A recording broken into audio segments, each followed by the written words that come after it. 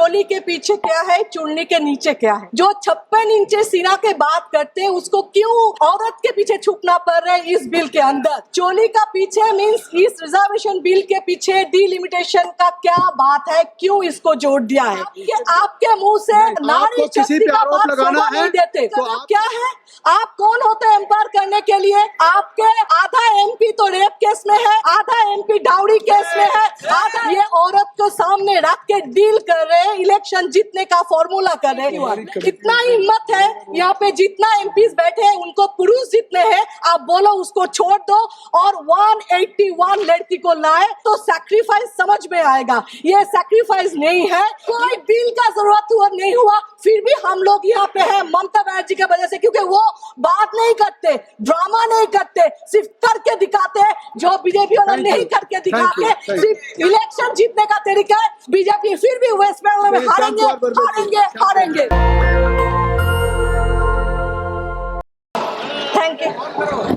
Thank you sir. ये women reservation bill के लिए बात जो कर रहे हैं, ये एक्चुअली देश को सरकार बताना चाहते हैं जो अपोजिशन वुमेन का अगेंस्ट में है, ये सच है ही नहीं। हम लोग का रिजर्वेशन बिल ऑलरेडी 2023 में साइन कर दिया था, हम लोग सब एक्सेप्ट कर लिए थे। लेकिन इसका वो हिंदी का गाना याद आ रहा है, चोली के पीछे क्या है, चुन्नी के नीचे क्या है। तो ये एक्चुअली चोली का पीछे मींस इस रिजर्वेशन बिल के पीछे डिलिमिटेशन का क्या बात है, क्यों इसको जोड़ दिया है। जो 56 इंच सीना के बात करते हैं उसको क्यों औरत के पीछे छुपना पड़ रहा है इस बिल के अंदर, वो तो नहीं होना चाहिए था ना। आप बताइए अभी तक सरकार ने कौन सा एथिकली काम किया, डेमोक्रेसी को खत्म करने के लिए जो जो काम करना है सरकार ने कर रहे हैं, अभी तक किया है। आप 543 एमपी उसमें 1/3 181, इतना हिम्मत है यहाँ पे जितना एमपीज बैठे हैं उनको पुरुष जितने हैं, आप बोलो उसको छोड़ दो और 181 लड़की को लाए तो सैक्रिफाइस समझ में आएगा। ये सैक्रिफाइस नहीं है, ये औरत को सामने रख के डील कर रहे हैं, इलेक्शन जीतने का फॉर्मूला कर रहे हैं। लेकिन आप, मेरा ये रिक्वेस्ट है सदन से, देश से, नारी शक्ति का बात मत करो। नारी को देवी बनाना, दुर्गा बनाना, काली बनाना मत करो। नारी को इंसान समझो, इंसानियत दिखा, उससे काफी है। इतना ऊपर रखने का कोई जरूरत है नहीं।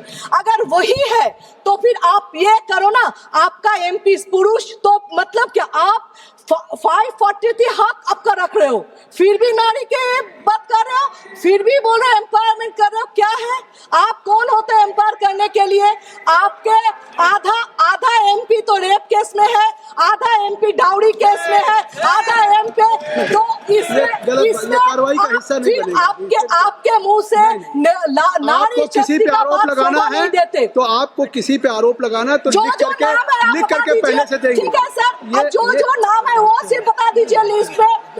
आप मुझे बताइए 2047 में क्या विकास होगा, उसका बात अभी आप कर रहे हो। 47 में यहाँ पे आधा लोग जिएंगे नहीं, लेकिन 2011 में जो सेंसस हुआ है उसका काम अभी तक चल रहा है। तो 2047 तो अगला जिंदगी देखेंगे।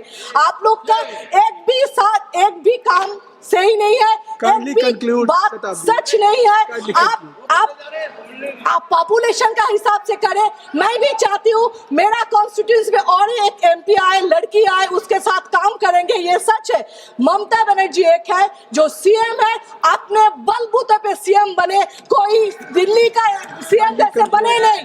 तो वो और 37% ऑलरेडी कोई लॉ का जरूरत नहीं हुआ, कोई अमेंडमेंट का जरूरत नहीं हुआ, कोई बिल का जरूरत नहीं हुआ, फिर भी हम लोग यहाँ पे हैं ममता बनर्जी की वजह से, क्योंकि वो बात नहीं करते, ड्रामा नहीं करते, सिर्फ करके दिखाते हैं जो बीजेपी वाले नहीं करके दिखाते, सिर्फ इलेक्शन जीतने का तरीका है। लेकिन फिर भी इस टाइम में सब कुछ छोड़ के, वार इतना इम्पोर्टेंट इशू था, तब भी आप ये सेशन नहीं किया इतना इम्पोर्टेंट इशू में, फिर भी अभी किया है। क्योंकि हम लोग का आसाम को सब आना पड़ेगा, डिस्टर्ब होगा इलेक्शन का। फिर भी मैं यहाँ पे बोलकर जाती हूँ, बीजेपी फिर भी वेस्ट बंगाल में हारेंगे हारेंगे हारेंगे। धन्यवाद अध्यक्ष महोदय।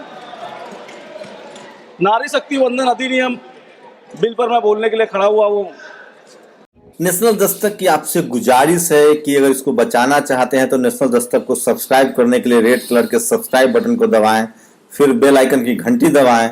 नेशनल दस्तक को बचाने के लिए बहुत जरूरी है कि हर खबर को शेयर करें, लाइक करें, कमेंट जरूर करें।